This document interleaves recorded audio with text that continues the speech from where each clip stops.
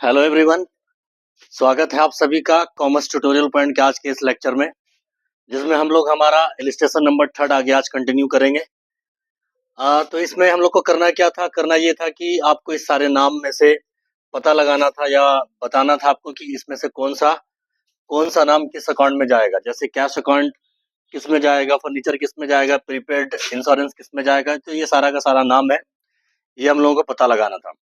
तो सबसे पहला नाम अगर आप देखें तो यहाँ पे लिखा हुआ है सबसे पहला नाम क्या, सबसे पहला नाम लिखा हुआ है कैश अकाउंट। तो कैश अकाउंट किस में जाएगा, या तो वो पर्सनल होगा, या तो फिर वो नॉमिनल होगा, या फिर वो रियल होगा। इस तीनों में से क्या होगा ये आपको बताना था।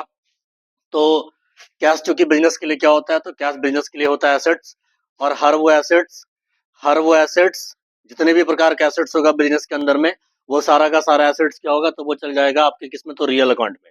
तो कैश आपका कहाँ पे दिखेगा, तो कैश आपका दिखेगा रियल अकाउंट में। इसी तरीके से आप देखें अगर आउटस्टैंडिंग सैलरी, इसी तरीके से अगर आप देखें क्या आउटस्टैंडिंग सैलरी, तो आउटस्टैंडिंग सैलरी मेरा क्या हो जाएगा, किस में जाएगा, पर्सनल में कि रियल में कि नॉमिनल में। तो आउटस्टैंडिंग सैलरी को जब कभी भी हम देखेंगे तो आउटस्टैंडिंग सैलरी को देख के हम लोग क्या समझते हैं कि किसी, वैसे इसका मीनिंग होता है कि किसी मजदूर का, किसी स्टाफ का पैसा बाकी है। किसी स्टाफ का पैसा अगर बाकी रहेगा उसको क्या बोलेंगे, तो उसको बोलेंगे आउटस्टैंडिंग सैलरी। और अगर आउटस्टैंडिंग सैलरी रहे तो इसका मतलब ये रिप्रेजेंटेट किसकी तरफ कर रहा है, तो किसी स्टाफ की तरफ, और स्टाफ कोई ना कोई एक पर्सन होगा। इसी वजह से ध्यान रखना है कि आउटस्टैंडिंग सैलरी क्या होगा, तो ये चला जाएगा, ये आपका चला जाएगा पर्सनल अकाउंट में। इसी तरीके से रोहित अकाउंट, नाम से ही स्पष्ट आपको समझ में आ रहा होगा क्लियरली कि रोहित चूंकि एक पर्सन है, इसी वजह से किस में डालेंगे इसको, तो ये जाएगा आपका पर्सनल अकाउंट में। ये किस में जाएगा, ये जाएगा पर्सनल अकाउंट में। इसी तरीके से अगर हम लोग देखें 4 नंबर, तो 4 नंबर में क्या कह रहा है आपको, 4 नंबर में कर रहा है, कह रहा फर्नीचर। फर्नीचर भी बिजनेस के लिए क्या होता है, तो फर्नीचर बिजनेस के लिए होता है एसेट्स।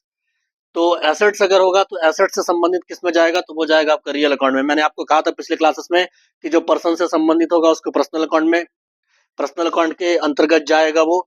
जो एसेट्स होगा वो रियल अकाउंट के अंतर्गत जाएगा, और जो लाभ हानि खर्चा नुकसान होगा वो किस में जाएगा, तो वो जाएगा आपके नॉमिनल अकाउंट में।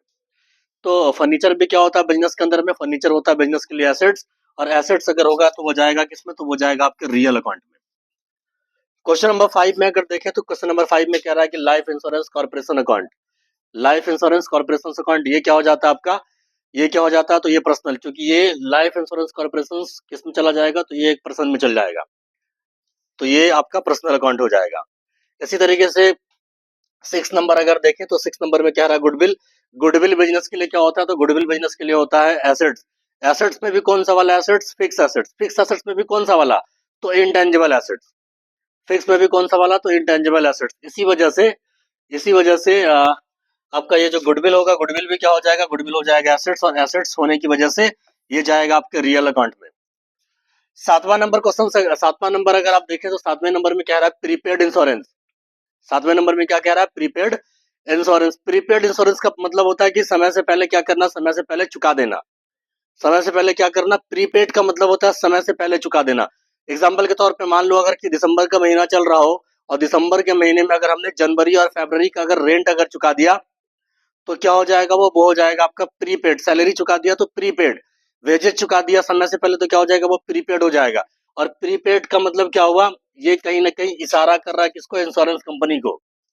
जैसे अगर किसी स्टाफ को सैलरी चुकाएंगे तो प्रीपेड सैलरी, तो स्टाफ की तरफ इशारा होगा। अगर किसी मजदूर को मजदूरी चुकाएंगे एडवांस में अगर, तो क्या बोलेंगे, प्रीपेड वेजेज, तो मजदूर की तरफ इशारा होगा। वैसे ही अगर हम लोग देखेंगे प्रीपेड इंश्योरेंस को, तो प्रीपेड इंश्योरेंस का मतलब क्या होता है, इंश्योरेंस कंपनी की तरफ इशारा हो रहा है। किसकी तरफ हो रहा है इशारा, इंश्योरेंस कंपनी की तरफ इशारा हो रहा है। और इंश्योरेंस कंपनी हो, या फिर बैंकिंग कंपनी हो, या फिर टाटा कंपनी हो, या फिर बिरला कंपनी हो, या किसी भी प्रकार की कंपनी हो, हर प्रकार की कंपनी क्या हो जाएगी, वो क्या हो जाएगा, तो वो एक पर्सन होगा। और कैसा वाला पर्सन, तो आर्टिफिशियल पर्सन। और जितने भी प्रकार का पर्सन होता है, सारा का सारा पर्सन पर्सनल अकाउंट में जाएगा। तो इसी वजह से प्रीपेड इंश्योरेंस किस में चल जाएगा, तो ये चल जाएगा आपका पर्सनल अकाउंट में। 8 नंबर में अगर आप देखें तो 8 नंबर में क्या रहा है, ट्रेडमार्क। ट्रेडमार्क, ट्रेडमार्क भी क्या होता है, तो बिजनेस के लिए एसेट्स होता है। एसेट्स में भी कौन सा वाला एसेट्स, तो फिक्स एसेट्स। और फिक्स में भी कौन सा वाला, तो इंटेंजिबल एसेट्स होता है वो क्या होता है, तो इंटेंजिबल एसेट्स होता है। तो ट्रेडमार्क भी किस में चल जाएगा, तो वो भी जाएगा आपके रियल अकाउंट में। ट्रेडमार्क का मतलब क्या होता है, तो बिजनेस के अंदर में मैंने कहा था कि 4 प्रकार का क्या होता है, तो 4 प्रकार का आपका कम से कम आपको नाम याद रखना है इंटेंजिबल एसेट्स का। गुडविल, पेटेंट, कॉपीराइट और ट्रेडमार्क। ट्रेडमार्क मतलब क्या, तो किसी भी बिजनेस का कुछ भी जो लोगो, पहचान वगैरह जो होता है, उसको क्या बोलेंगे, उसको बोलेंगे हम लोग ट्रेडमार्क। इसी वजह से ट्रेडमार्क भी बिजनेस के लिए क्या होता है, तो वो एक एसेट्स होता है, और एसेट्स होगा तो वो रियल अकाउंट में जाएगा। इसी तरीके से 9 नंबर क्वेश्चन में अगर आप देखें, तो 9 नंबर क्वेश्चन में कह रहा है कमीशन। कमीशन के बारे में अगर कुछ नहीं कहे आपको कि कमीशन रिसीव हुआ कि कमीशन पे हुआ, जैसे इस वाले क्वेश्चंस में अगर आप देखो तो कमीशन के बारे में आपको बोल नहीं रहा है, कमीशन के बारे में आपको बता नहीं रहा कि यहाँ पे कमीशन आपने चुकाया कि कमीशन आपने रिसीव किया। तो कमीशन अगर हम लोग क्या करेंगे, अगर हम लोग कुछ नहीं बोलेगा तो इसको पेड मानेंगे। क्या मानेंगे इसको, अगर क्वेश्चंस के अंदर में कुछ नहीं बोले कि कमीशन क्या किया आपने, तो आप उसको पेड मानेंगे। तो कमीशन चुकाएंगे या कमीशन रिसीव करेंगे, दोनों ही बिजनेस के लिए क्या होगा, दोनों ही बिजनेस के लिए चुकाएंगे तो खर्च होगा, रिसीव करेंगे तो इनकम होगा, और चाहे वो खर्च हो चाहे वो आमदनी हो, दोनों को किस में डालेंगे, तो दोनों को डालेंगे हम लोग नॉमिनल अकाउंट में। इसी वजह से ये किस में चल जाएगा, ये चल जाएगा नॉमिनल अकाउंट में। इसी तरीके से लोन देखेंगे, लोन किस में जाता है, तो लोन जाता है आपका पर्सनल अकाउंट में। चाहे आपका जैसे जैसे आपका नाम रहे कि एसबीआई बैंक लोन, या फिर bank of India bank loan, या फिर एक्सिस बैंक लोन, तो किसी भी प्रकार का लोन वगैरह रहेगा तो वो किस में जाएगा, तो वो जाएगा किस में, तो वो जाएगा आपके पर्सनल अकाउंट में। क्योंकि लोन से आप क्या हो रहा है, तो आप रिप्रेजेंटेट कर रहे हैं किसी बैंक की तरफ, या जिसका पैसा बाकी उसकी तरफ कर रहे हैं आप लोग इशारा। इसी वजह से लोन क्या होता है, तो लोन जाता है आपके पर्सनल अकाउंट में, तो ये चल जाएगा पर्सनल अकाउंट में। 11वें नंबर में कह रहा है ड्राइंग्स। ड्राइंग्स क्या होता है, तो ड्राइंग्स का मतलब होता है कि जब कभी भी ऑनर जब कभी भी अपने बिजनेस से, अपने घर के पर्पज से, अपने डोमेस्टिक पर्पज से, अपने हाउस होल्ड पर्पज से, अपने खुद के यूज के पर्पज से क्या करेगा, वो बिजनेस से अगर कुछ भी पैसा या सामान अगर निकालेगा तो उसको कहते हैं ड्राइंग्स। और ड्राइंग्स से क्या होता है, तो ड्राइंग से हम लोग समझते हैं कि ऑनर की तरफ हो रहा है सारा। ड्राइंग्स से किसकी तरफ इशारा होगा, तो ऑनर की तरफ इशारा होगा। जैसे ड्राइंग्स भी किस में जाएगा, तो ड्राइंग्स में जाएगा आपके पर्सनल अकाउंट में। और अगर कैपिटल भी होता तो कैपिटल भी किस में जाता, तो वो भी जाता आपके पर्सनल अकाउंट में। क्योंकि ऑनर का 2 अकाउंट बेसिकली याद रखना आपको, कैपिटल अकाउंट और ड्राइंग्स अकाउंट। ऑनर अगर पैसा जमा करेगा तो कैपिटल अकाउंट से जमा करेगा, और पैसा निकालेगा तो किस नाम से, तो ड्राइंग्स अकाउंट से। तो अगर कैपिटल भी होता तो भी किस में जाता, तो भी जाता वो पर्सनल अकाउंट में। और ड्राइंग्स भी होगा तो वो भी किस में जाएगा, तो वो भी जाएगा आपके पर्सनल अकाउंट में। इस तरीके से अगर आप आगे देखें, आगे आपको कह रहा है इंटरेस्ट। आगे क्या कह रहा है, इंटरेस्ट। इंटरेस्ट इंटरेस्ट बिजनेस के लिए क्या होगा, इंटरेस्ट बिजनेस के लिए अगर कुछ नहीं कहेगा तो हम लोग पेड मानेंगे इसको। कुछ नहीं कहेगा तो क्या मानेंगे, पेड मानेंगे इसको। तो इंटरेस्ट चाहे हम पेड करें चाहे इंटरेस्ट हम चुकाएं, दोनों ही क्या होगा, दोनों ही चल जाएगा आपके नॉमिनल अकाउंट में। किस में चल जाएगा, तो नॉमिनल अकाउंट में चल जाएगा। इसी वजह से इंटरेस्ट किस में जाएगा, तो ये रहा आपका नॉमिनल अकाउंट। इस तरीके से हम लोगों ने इलिस्ट्रेशन नंबर 3 आज हम लोग का कंप्लीट हुआ। आगे अगर देखें इलिस्ट्रेशन नंबर 4 में, तो इलिस्ट्रेशन नंबर 4 में क्या कह रहा है आपको, इलिस्ट्रेशन नंबर 4 में कह रहा है कि आपको इसमें फिर से बताना कौन सा किस अकाउंट में जाएगा, प्रीपेड रेंट किस में जाएगा, सैलरी किस में जाएगा, ये सारा का सारा नाम है आपका यहाँ पे। तो प्रीपेड रेंट ये किस में जाएगा, तो ये जाएगा आपके पर्सनल अकाउंट में। प्रीपेड रेंट किस में जाएगा, तो ये चला जाएगा आपके पर्सनल अकाउंट में। ये किस में जाएगा, तो ये जाएगा पर्सनल अकाउंट में। इसी तरीके से सैलरी किस में जाएगा, तो सैलरी आपका जाएगा नॉमिनल अकाउंट में। नॉमिनल अकाउंट में, क्योंकि सैलरी चुकाने से खर्च होता है। बैंक लोन किस में जाएगा, तो ये जाएगा आपके पर्सनल अकाउंट में। किसी भी प्रकार का कुछ लोन अगर रहे तो उसको किस में डालेंगे हम लोग, किसके अंदर वो इन्वॉल्व होगा, तो वो चल जाएगा आपके पर्सनल अकाउंट में। मोटर कार जो कि बिजनेस के लिए एसेट्स होता है, और जितने भी प्रकार के एसेट्स होता है उसको डालेंगे किसमें हम लोग, तो उसको हम लोग रियल अकाउंट के अंतर्गत में इंक्लूड करेंगे। इसी तरीके से रेंट पेबल का मतलब क्या हुआ, रेंट आपने चुकाया नहीं है, रेंट बाकी है आपका। तो रेंट अगर पेबल रहे तो ये किस में चल जाएगा, तो ये आपका चल जाएगा पर्सनल अकाउंट में। ये किस में चल जाएगा, ये चल जाएगा पर्सनल अकाउंट में। बैड डेब्ट्स का मतलब होता है पैसे का डूब जाना। अगर किसी कस्टमर को आपने 10,000 रुपए का सामान उधार में बेचा और वो कस्टमर 9,000 रुपए चुकाए, 1,000 रुपया नहीं चुकाए, और पैसा आने की कोई संभावना भी नहीं रहे, कोई प्रोबेबिलिटी भी नहीं रहे, अगर आप ये कंफर्म हो जाओ कि पैसा अब नहीं आएगा मेरे पास, तो क्या बोलेंगे उसको बोलेंगे बैड डेब्ट्स। तो पैसे के डूब जाने से क्या होता है, नुकसान होता है, और किसी भी प्रकार का नुकसान हो या आमदनी हो या खर्च हो या प्रॉफिट हो, सबको डालेंगे नॉमिनल अकाउंट में। इसलिए बैड डेब्ट्स किस में जाएगा, तो वो भी जाएगा आपके नॉमिनल अकाउंट में। इस तरीके से कॉपीराइट बिजनेस के लिए क्या होता है, तो एसेट्स होता है। एसेट्स में भी कौन सा वाला एसेट्स, बताओ आप लोग, एसेट्स में कौन सा वाला, तो intangible assets, very good. Assets में फिक्स एसेट्स, और फिक्स एसेट्स में भी कौन सा वाला, तो इनटेंजिबल। तो इनटेंजिबल अगर इनटेंजिबल एसेट्स हो जाएगा ये। और एसेट्स अगर कुछ भी अगर रहे तो वो किसमें, किसके अंतर्गत इंक्लूड होगा, तो वो हो जाएगा रियल अकाउंट के अंतर्गत। किसमें चल जाएगा वो, तो रियल अकाउंट में। इंटरेस्ट रिसीव्ड, इंटरेस्ट अगर हम लोग रिसीव करेंगे तो इंटरेस्ट रिसीव करना क्या होता है, इनकम होता है।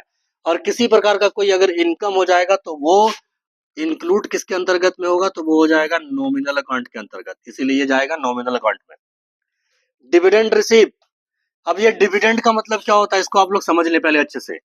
डिविडेंड का मतलब होता है कि अगर मैंने किसी कंपनी में पैसा लगाया, किसी शेयर में, किसी कंपनी में मैंने पैसा इन्वेस्ट किया, अब वो कंपनी क्या करेगी, वो कंपनी आपके पैसे से बिजनेस करेगी, आपके पैसे से ट्रेड करेगी, व्यापार करेगी वो।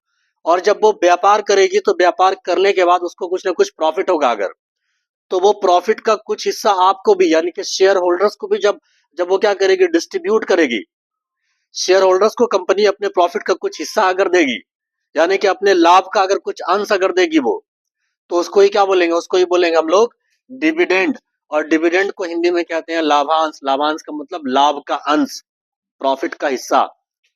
तो ये डिविडेंड मिलना क्या होता है, इनकम होता है। इनकम अगर किसी प्रकार का कोई हो, अगर उसको किसके अंतर्गत में इंक्लूड करेंगे, तो वो जाएगा आपके नॉमिनल अकाउंट में। इसी तरीके से 10वें नंबर में क्वेश्चंस में अगर आप देखें, प्रीमाइसेस, प्रीमाइसेस वगैरह, घर वगैरह जो होता है, प्रीमाइसेस वगैरह, तो प्रीमाइसेस क्या हो गया, तो प्रीमाइसेस हो गया आपका एसेट्स। और एसेट्स अगर हो जाएगा तो वो किस में जाएगा, तो वो जाएगा आपके रियल अकाउंट में। वो किस में जाएगा, तो रियल अकाउंट में। इसी तरीके से इंश्योरेंस प्रीमियम, इंश्योरेंस प्रीमियम का मतलब क्या होता है, जब कभी भी आप क्या करेंगे, आप अपने बिजनेस का करा लिया, अगर आपने इंश्योरेंस, अपने स्टाफ का करा लिया इंश्योरेंस, तो इंश्योरेंस कंपनी आपका जो रिस्क कवर करेगी, जैसे आपने क्या किया, आपने अपने मोटरसाइकिल का करा लिया इंश्योरेंस। अब क्या होगा, अगर भविष्य में अगर अनसर्टेनिटी ऐसा हो जाए कि आपकी बाइक अगर क्या हो जाए, डैमेज हो जाए, चोरी हो जाए, या कुछ भी अगर ऐसा कुछ हो जाए, तो इंश्योरेंस कंपनी क्या करेगी, इंश्योरेंस कंपनी आपको आपको क्या करेगी, तो इसका मुआवजा देगी। आपको क्या करेगी, तो कंपनसेशन देगी आपको। तो क्या वो फ्री में आपका रिस्क कवर करेगी, फ्री में नहीं करेगी, बदले में वो आपसे कुछ ना कुछ पैसा लेगी। तो इंश्योरेंस कंपनी को अपने कंपनी का या अपनी किसी चीजों का रिस्क कवर कराने के पर्पज से जो हम पैसा चुकाएंगे, उसको, जो इंश्योरेंस कंपनी को जो हम लोग प्रीमियम चुकाएंगे, उसी को बोलेंगे इंश्योरेंस प्रीमियम। और इंश्योरेंस प्रीमियम चुकाना बिजनेस के लिए क्या होता है, बिजनेस के लिए खर्च होता है। तो खर्च होगा तो किसके अंतर्गत में इंक्लूड करेंगे, इसको नॉमिनल अकाउंट के अंतर्गत में। लास्ट आपका इस क्वेश्चन में बचा ऑडिट फीस। ऑडिट फीस का मतलब क्या होता है, तो बिजनेस के अंदर में क्या होता है, तो आपके बुक्स ऑफ अकाउंट्स को जांच करने के पर्पज से, आपके बुक्स ऑफ अकाउंट्स को जांचने के लिए क्या होता है, तो सीए साहब आते हैं। वो सीए जो आएंगे तो आपके बुक्स ऑफ अकाउंट्स को जो जांचेंगे, देखेंगे, परखेंगे, इन्वेस्टिगेशंस करेंगे, ऑडिटिंग जो उसका करेंगे। तो ऑडिट जब वो करेंगे तो उसके बदले में क्या करेंगे, इसके बदले में वो आपसे पैसा लेंगे। तो जब कभी भी किसी भी सीए को अगर आपने कुछ पैसा अगर चुकाया, किसी सीए को अगर आपने कुछ पैसा अगर चुकाया, तो वो कहलाता है ऑडिट फीस। वो क्या कहलाएगा, वो कहलाएगा ऑडिट फीस। और ऑडिट फीस बिजनेस के लिए क्या हो गया, तो खर्च हो गया। खर्च होने की वजह से ये किस में जाएगा, तो ये जाएगा नॉमिनल अकाउंट के अंतर्गत। इस तरीके से आज के लेक्चर में हम लोगों ने 2 इलस्ट्रेशंस कवर किया है। अगले क्लासेस में फिर हम इसमें जो भी और 1-2 क्वेश्चन बचा हुआ होगा उसको कवर करेंगे। तो आई होप कि आपको आज का लेक्चर पसंद आया होगा। अगर आपको लेक्चर पसंद आया तो कॉमर्स ट्यूटोरियल पॉइंट को लाइक करें, शेयर करें, सब्सक्राइब करें, और अपने दोस्तों से शेयर करें। Thank you for watching.